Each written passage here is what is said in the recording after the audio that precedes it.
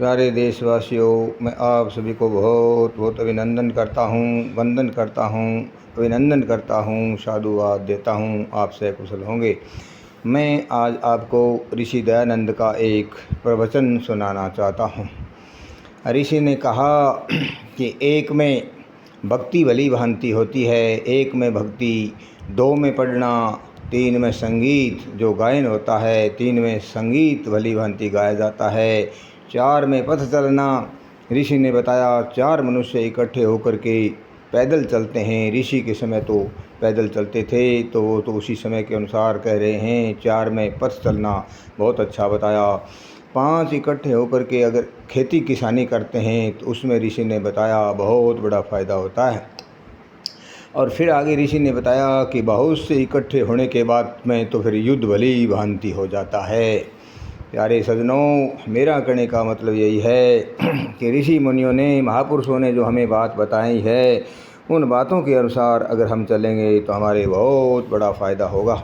वो निस्वार्थ भाव से, वो उनको कोई स्वार्थ नहीं था, वो परस्वार्थ के रूप में इस संसार के अंदर जन्म लेकर के आए थे। अपना घर बार, राजपाट, ठाट बाट सब छोड़ कर के संसार की सेवा और त्याग भावना से वो अपनी ज़िंदगी बिता करके चले गए। तो मैं तो यही कहता हूँ, ऋषि ने जो बताया है कि एक में भक्ति अच्छी तरह से होती है। अकेला इंसान बैठ कर के परम पिता परमात्मा की भक्ति करता है, ध्यान मग्न होता है, तो एक में भक्ति बहुत अच्छे और सच्चे रूप से बताया ऋषि ने हो जाती है। दो मिलकर के विद्यार्थी आपस में दो मिलकर के बैठ कर के अध्ययन करते हैं, पढ़ाई करते हैं, तो उसके अंदर हकीकत के अंदर एक दूसरे का वाद संवाद हो जाता है, प्रश्नोत्तरी हो जाती है, उसमें बहुत बढ़िया पढ़ाई हो जाती है। दो में।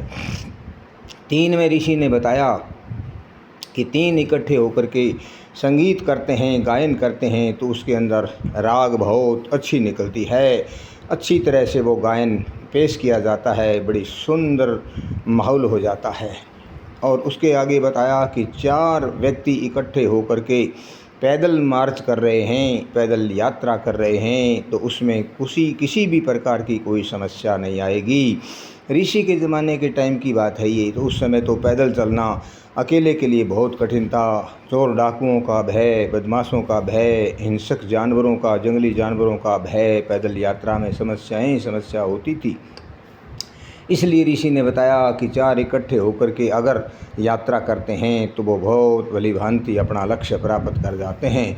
उसके बाद में ऋषि ने बताया कि पांच इकट्ठे होकर के खेती बाड़ी करते हैं, किसानी करते हैं, पांचों से खेती किसानी बहुत अच्छी होती है, बहुत बड़ा मुनाफा प्राप्त किया जा सकता है। उसके बाद में ऋषि ने बताया कि फिर उसके आगे सबसे लास्ट में चल कर के ऋषि ने बताया बहुत से इकट्ठे हो जाते हैं, भीड़ जुट जाती है, तो उसके अंदर तो किसी प्रकार से ऋषि ने बताया फिर तो युद्ध बहुत बड़ी भली भांति से होता है। लड़ाई के चांस, युद्ध के चांस बन जाते हैं, बहुत इकट्ठी भीड़ हो जाती है, कोई किसी की नहीं मानता, सब अपनी मनमानी करते हैं। तो मैं तो यही कहता हूँ, परम पिता परमात्मा की असीम कृपा से, उसकी आशीर्वाद, भगवान से आशीर्वाद लेकर के और ऋषि मुनियों की जीवनी और उसके विचारों को हम याद करके अगर चलेंगे तो हमें बहुत बहुत बड़ा फ़ायदा होगा। मैं तो यही कहता हूँ। चैनल को सब्सक्राइब करें, लाइक करें, शेयर करें। बहुत बहुत अभिनंदन, वंदन। जय हो, भारत माता की जय।